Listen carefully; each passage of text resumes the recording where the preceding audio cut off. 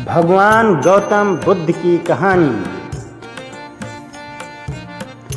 कहानी गौतम भगवान बुद्ध की।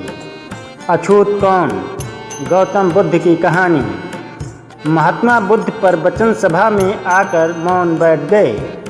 शिष्य समुदाय उनके इस मौन के कारण चिंतित हुए कि कहीं वे अस्वस्थ तो नहीं हैं।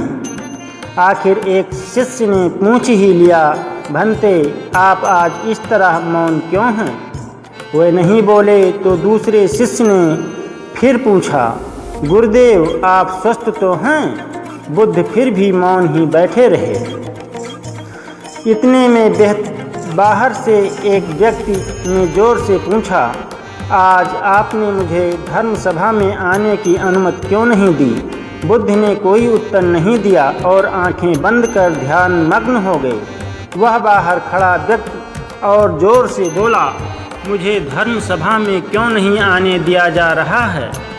धर्म सभा में बैठे बुद्ध के शिष्यों में से एक ने उसका समर्थन करते हुए कहा, भंते उसे धर्म सभा में आने की अनुमति प्रदान कीजिए। महात्मा बुद्ध ने आंखें खोलीं और बोले, नहीं, उसे अनुमति नहीं दी जा सकती है क्योंकि वह अछूत है। अछूत मगर क्यों? सारे शिष्य सुनकर आश्चर्य में पड़ गए कि भंते यह छुआछूत कब से मानने लग गए। महात्मा बुद्ध ने शिष्य समुदाय के मन के भावों को तोड़ते हुए कहा, हाँ वह अछूत है। वह आज अपनी पत्नी से लड़कर आया है। क्रोध से जीवन की शांति भंग होती है। क्रोधी व्यक्ति मानसिक हिंसा करता है।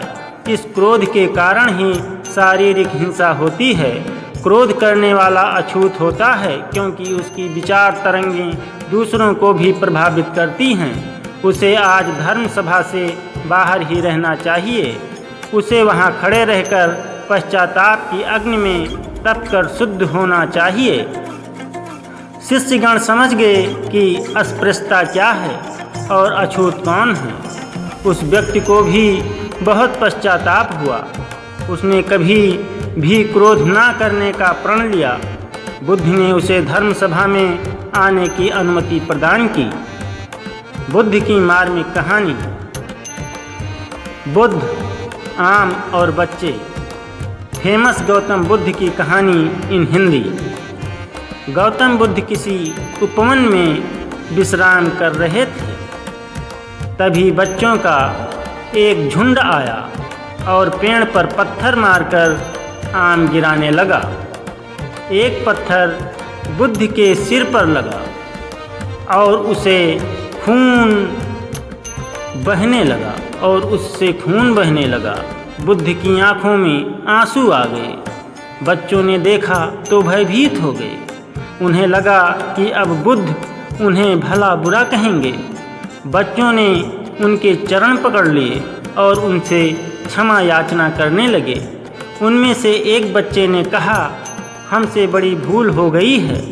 मेरी वजह से आपको पत्थर लगा और आपके आंसू आ गए हैं।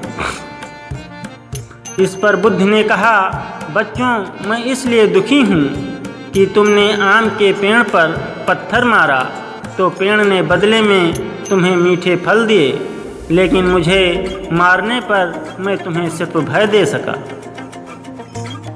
बीता हुआ कल। मार्मिक कहानी।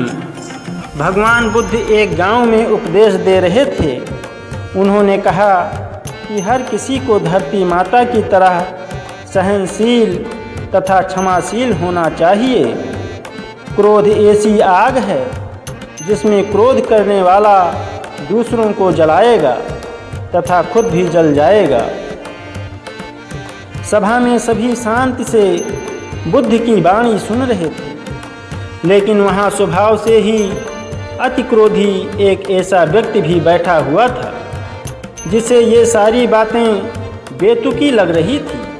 वह कुछ देर ये सब सुनता रहा, फिर अचानक ही आग बबूला होकर बोलने लगा, तुम पाखंडी हो। बड़ी बड़ी बातें करना यही तुम्हारा काम है। तुम लोगों को भ्रमित कर रहे हो। तुम्हारी ये बातें आज के समय में कोई मायने नहीं रखती। ऐसे कई कटु वचनों को सुनकर भी बुद्ध शांत रहे। अपनी बातों से ना तो वह दुखी हुए, ना ही कोई प्रतिक्रिया की। यह देखकर वह व्यक्ति और भी क्रोधित हो गया और उसने बुद्ध के मुंह पर थूककर वहां से चला गया। अगले दिन जब उस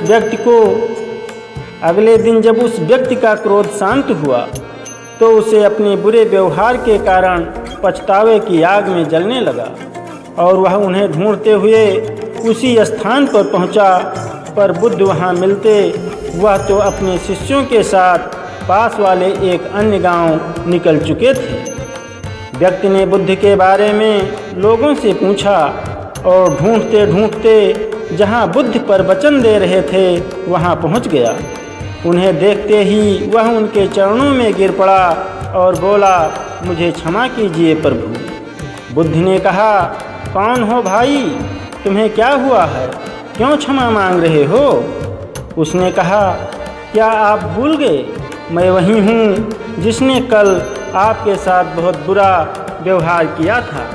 मैं शर्मिंदा हूँ, मैं मेरे दुष्ट आचरण की क्षमा याचना करने आया हूँ। भगवान बुद्ध ने प्रेम पूर्वक कहा, बीता हुआ कल तो मैं वहीं छोड़कर आ गया और तुम अभी भी वहीं अटके हुए हो। तुम्हें अपनी गलती का आभास हो गया, तुमने पश्चाताप कर लिया, तुम निर्मल हो चुके हो।